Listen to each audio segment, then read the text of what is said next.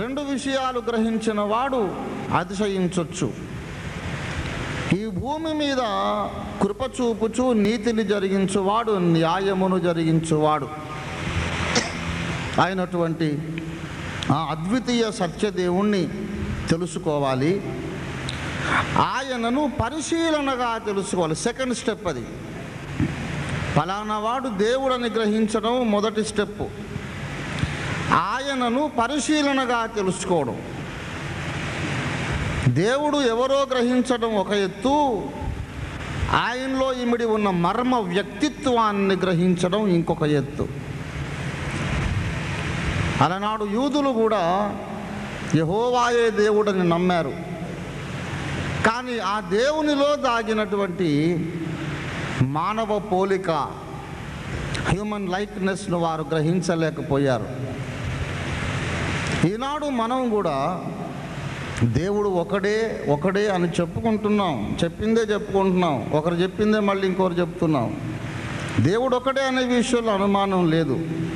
ఆ ఒకడై ఉన్న దేవునిలోని వివరం, డీటెయిల్స్ ఆఫ్ దట్ గాడ్,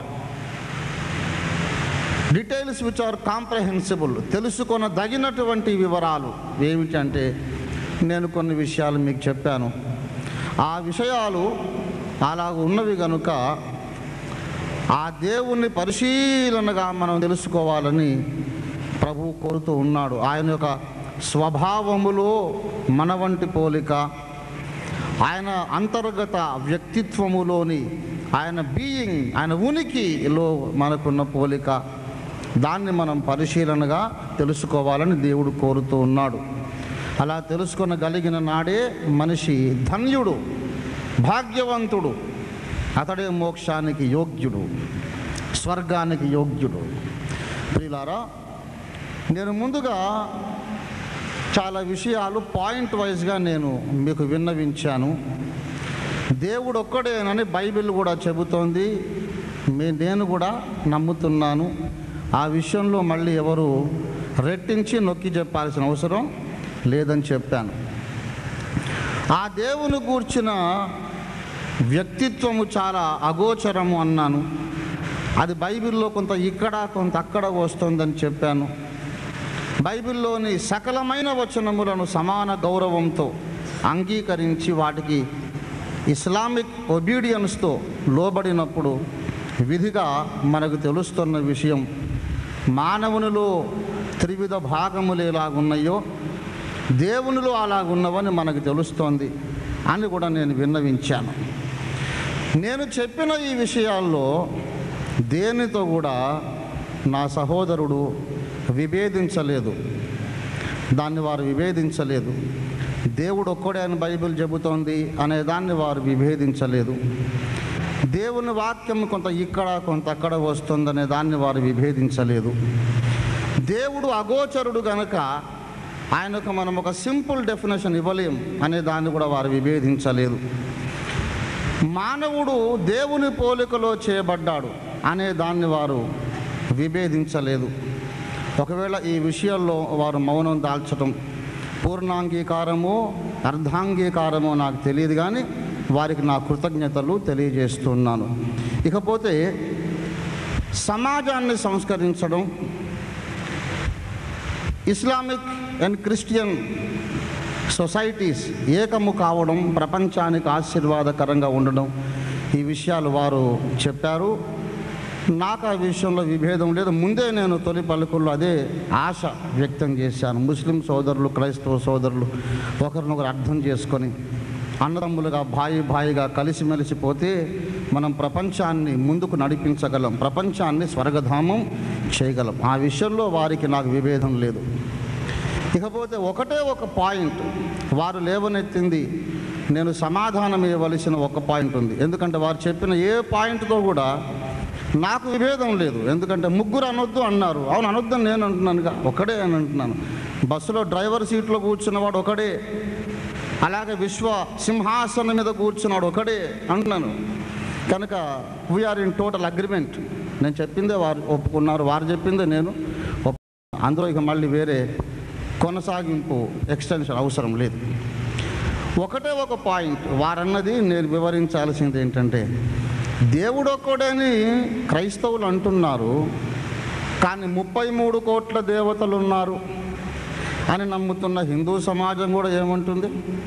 దేవుడు ఒక్కడే. కానీ ఆచరణలో లెక్కలేనన్ని ఆలయాలు, మతపరమైన కలహాలు లేక విభేదాలు ఇవన్నీ జరుగుతున్నాయి.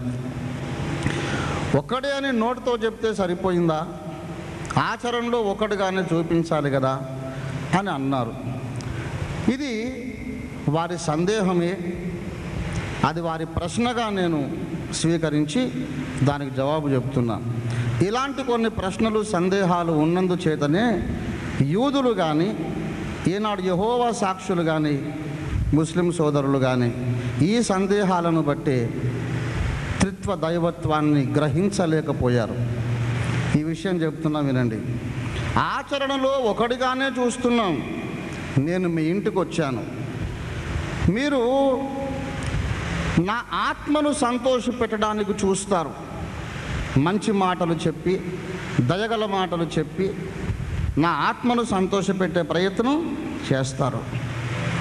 అదే సమయంలో నా శరీరాన్ని హింసించారనుకోండి, ఓఫీర్ గారు మీరు చాలా మంచివారు, మీరంటే నాకు చాలా ఇష్టం, అభిమానం అని ఓ పిన్ను పట్టుకొని శరీరాన్ని పొడుస్తున్నారు అనుకోండి, నాలోని ఒక భాగం ఆనందిస్తోంది, ఇంకో భాగం హింసించబడుతోంది.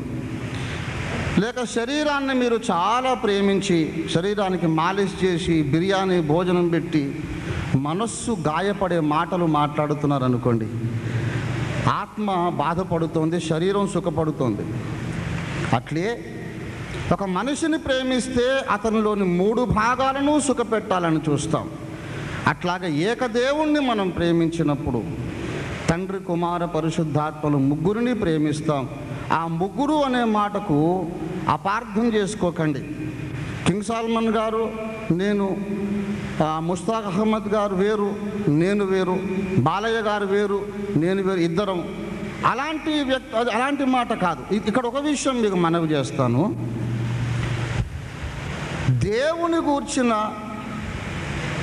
వివరణ మానవ భాషలో సరిగా చెప్పడం సాధ్యం కాదు. రిచర్డ్ వుంబ్రండ్ గారు ఒక మాట అన్నారు, I can never make a correct statement about God because God is greater than my language, greater than my power of speech. The moment I can make a correct statement about God, God becomes smaller than my tongue, smaller than my power of speech. దేవుని గురించి నేను accurate statement ఒకటి చేసినప్పుడు నా భాషణా శక్తి కంటే దేవుడు చిన్నోడైపోతాడు. అలాంటి దేవుడు మనల్ని ఉద్ధరించలేడు. గనుక ఇప్పుడు చూడండి, తెలుగు భాషలో ఇది నీళ్ళు ఎంగిలే అని అంటాం, ఉర్దూ భాషలో జూటా హువా పానీ, జూటా పానీ అంటాం. ఇంగ్లీష్లో చెప్పాలంటే దీనికి మాట లేదు. ఈ నీళ్లు తాగకండి అంటాం. ఎందుకు తాగొద్దంటే దట్ ఈజ్ ఎంగిల్డ్ వాటర్ అనాలి. There is no word in English. తెలుగులో ఉన్న మాటను ఇంగ్లీష్లో చెప్పడానికే పదాలు లేవు. మరి సృష్టికి బయట ఉన్నాడని సహోదరుడు చెప్పారు. God is outside the realm of creation.